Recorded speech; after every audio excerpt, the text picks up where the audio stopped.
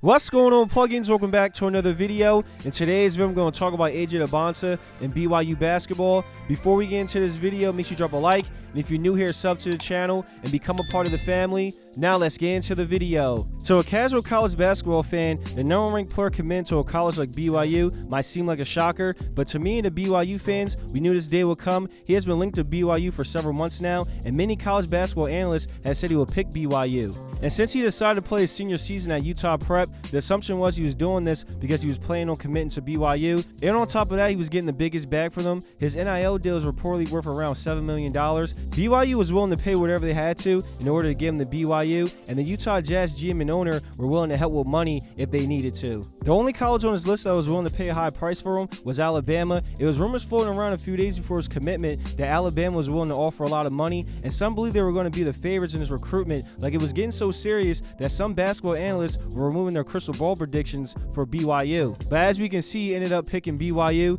This is what he told 24/7 Sports on why he picked BYU over the other colleges on his list. "I was mostly stress-free throughout the whole process, but it feels good to have it verbally announced. It's an up-and-coming program. Obviously, my goal is to get to the NBA, and BYU has an NBA staff from the head coach down to the dietitians and the analytics. I think that was a huge part. I think their development can be second to none. I see what they're doing with current BYU freshmen AJ Dybantsa and Kanan Catchings, and I think I could be in that position. Coach Young, the way he presented his program, he's not going to sugarcoat anything. He's going to hold me to standards, NBA standards, and he's coached some of my favorite players in the league, so that was all a plus." AJ's goal is to be a one-and-done player and go to the NBA. Kevin Young is running BYU like an NBA team, the way he does his practices, the way he runs his offense, and his coaching staff. So AJ believes the situations was best for his development. I know people are going to say he only went there for the bag, which could be true, but Kevin Young and his coaching staff can develop him and make sure he's polished before he gets to the NBA. Kevin Young has made it known he wants BYU to be known for producing NBA talent and get players drafted in the first round. Jaeger should be drafted in the top 5 or top 10,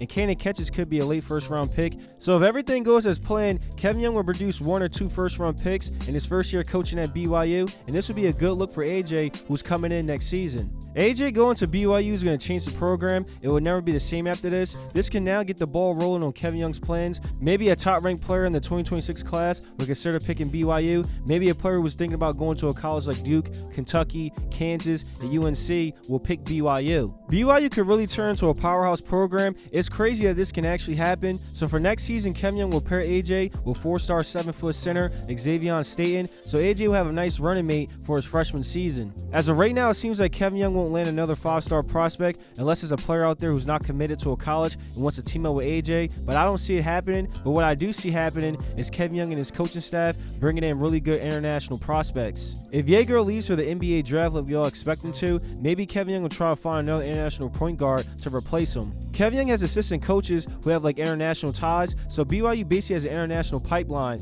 Y'all feel what I'm saying, plugins? They're going to be able to bring in really good players every year from all over the world. So that's something to really look out for, because I feel like how he's going to recruit is he's going to bring in a few top-ranked high school prospects, he's going to get some transfers, and he's going to find some international players. But anyways, it's going to be interesting to see what he's going to do after getting AJ. Let's see if he can bring in another 5-star prospect or not. BYU fans, how do y'all feel about getting a #1 ranked player in high school? Will Kevin Young be able to bring in another 5-star prospect to pair with AJ? Drop y'all opinions in the comments, drop a like on the video, and sub to the channel. If you want more BYU videos, smash that like button. I got more college basketball videos on the way, so make sure you turn on post notifications so you know when I post. I appreciate y'all, and I'll see you in the next video. Till next time.